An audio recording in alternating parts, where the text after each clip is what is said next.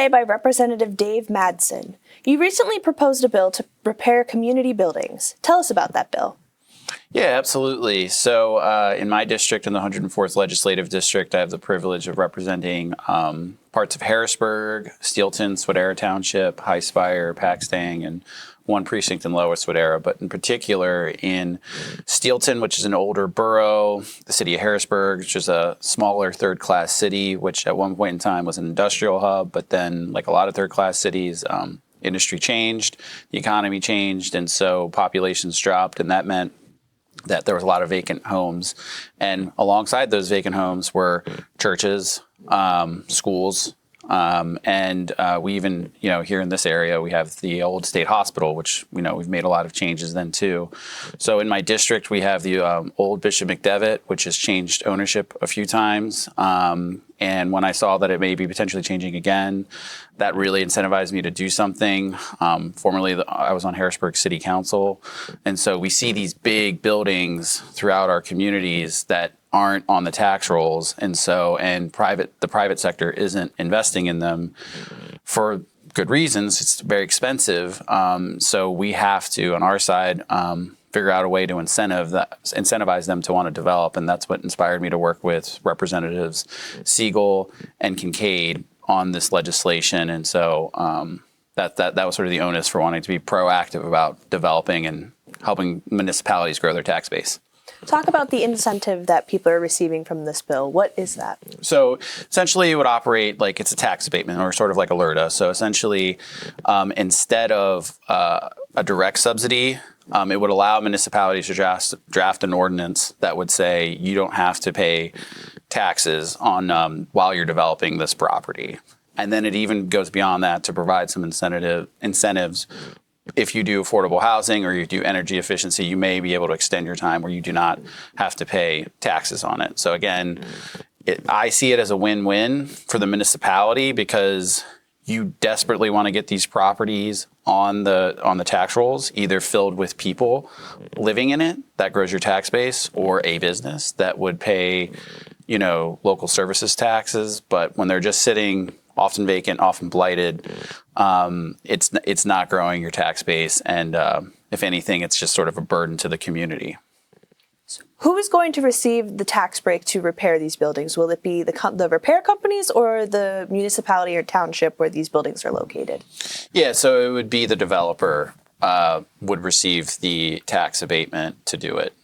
So the developer would come, and again, they would evaluate, they look at the zoning, and then they would say, okay, there's this building, big lift to rehab it, but the tax abatement would probably make them, or incentives would make them want to make that jump into investing. And so they would be the one receiving the incentive to redevelop the building.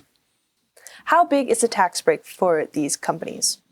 So when you do, it would depend on the municipality as to the level of how much, but the idea I would imagine is to make it so that they pay little to none. These are specific to, big buildings that are, and in my area, for example, have gone neglected for a very long time. So it's going to take some pretty serious incentives to get developers to want to make those investments. Where does the funding for this come from? So because it would be the municipality ultimately says, hey, we want to incentivize the developers to do this. They're not going to pay taxes on the property. So the developer sees the property, purchases it. If you purchase just a vacant lot, you still pay some taxes on it. Whereas this, if they were to enroll and use the draft an ordinance based off this legislation, they would pay nothing. So again, it incentivizes them to purchase and then want to develop. So the municipalities, I think, would be encouraged to do it because, again, if they're sitting there vacant, they're not getting any revenue from it. If anything, they're probably a cost because, especially if their redevelopment authority owns it, nobody is paying taxes on that. It's just sitting there, and the idea is to get these properties on the tax rolls. You mentioned that you're co-sponsoring this legislation with Representatives Kincaid and Siegel. How did they get involved in this legislation with you? So actually, I got inspired by Representative Siegel introduced a very similar piece of legislation that targeted malls, shopping malls. Actually, we have the Harrisburg East Mall in my district, but that is seeing some development. So when we were in the same committee, it went through local government, and I was, as we were through the hearing process and reading the legislation, I thought, man, we could really do something similar with churches. We have a lot of vacant churches throughout the city of Harrisburg and in Steelton in my district. But we also have some old schools. We have the old William Penn. That's not my district, but obviously representing the city of Harrisburg, it's very important to try to get that building on the tax rolls. And then you have Bishop McDevitt as well. Why did you choose to have this bill only apply so far to large buildings like churches, schools, or hospitals, like you mentioned? Well, I think maybe down the road, we could look at maybe expanding.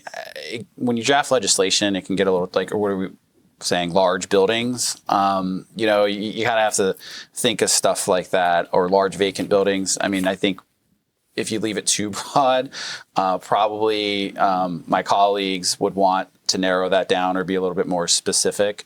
And so that's when one of the reasons I specifically wanted to fix a problem like in my district, the old Bishop McDevitt getting invested in. And then again, some of going throughout the community, we do see these older churches that are just sitting vacant. And then I know Rep. Kincaid also saw Representative Siegel's bill. She has a hospital in her district. And so rather than introduce two separate pieces of legislation, one just doing churches and schools and another one doing hospitals, we decided to just join forces. And because Representative Siegel essentially introduced a separate bill with these ideas, it's only fair to ask him, like, hey, would you want to join in on this effort? In order to receive this tax break, would the development companies need to return these buildings to their initial purpose? Can a school become an apartment complex with this funding, or do they have to remain a school? No, it would be, I think what we're trying to do is to allow some flexibility, but specifically, I know what we really want to do, because some of the incentives, again, to extend it would require some housing or energy efficiency. So part of it is we're really trying to incentivize the housing piece, because we really have a low supply of housing. And in this area particularly, it's a good thing. We're growing. We have a lot of demand, but we do not have the housing stock to match that demand. And so we've got to get a little creative. And again, communities like Steelton and Harrisburg only have so much land. So we really should look at what we can do about turning some of these properties into potential housing. Where is this bill in the legislative process now? So we introduced it. It will be assigned to committee. From then, there will be a hearing to discuss the bill. And hopefully that's when folks have the opportunity to put in amendments, that process. And then once it comes out of committee, it'll hopefully get to the floor, and then we'll pass it to the Senate, and then hopefully onto the governor's desk, and it'll become law. You've also recently proposed a bill involving football. Can you explain a bit about that bill? Yeah, so this one has been introduced before in prior sessions, but I was approached about reintroducing it in conjunction with my colleague, Representative Fleming. It's pretty straightforward. Right now, the way the NFL does its broadcasting is it's based off, they try to do it in geographic areas close to teams. So right now, the Ravens, per their formula, is the closest team, so they get first dibs on the broadcasting. However, we're an interesting area. There are Ravens fans, there are Eagles fans, and then there are Steelers fans.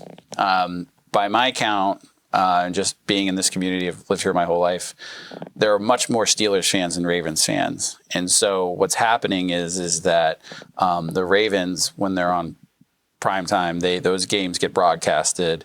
And if you're a Steelers fan, then you either have to pay for a very expensive package to be able to watch it, or you have to go to a bar. And really, I got interested in it because I think it's kind of out of the box way of tackling inflation.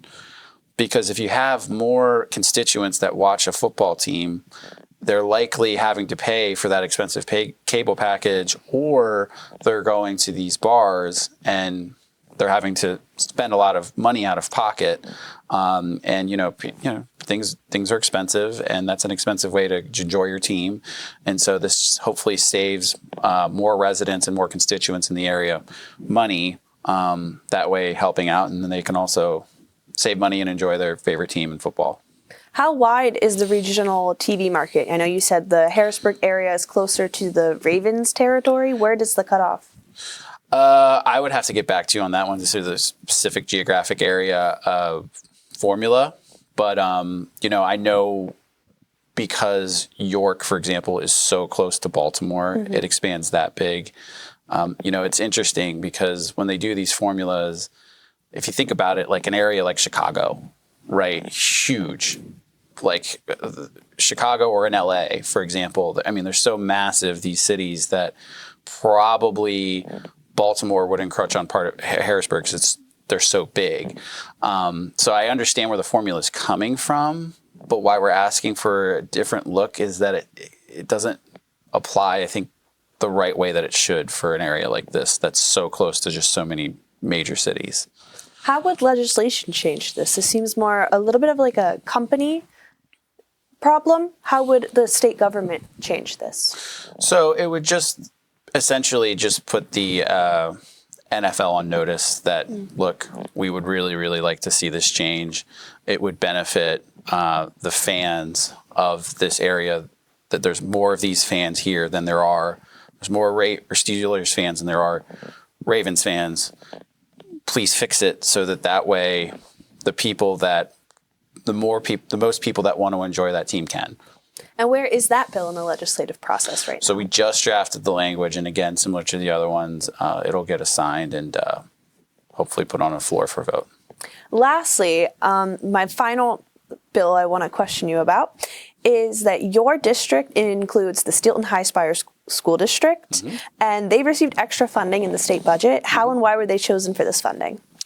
Well, it can get a little complicated with the various formulas, especially with the education piece. But again, kind of similar to the first bill, Steelton it doesn't have a lot of options. It's essentially it's a small borough surrounded by other municipalities. So other municipalities can, like townships, some of them, if they're in an area where there's a lot of farmland or vacant land, there's still an opportunity for them to grow and then, in a sense, grow their tax base to bring more revenue to the school district.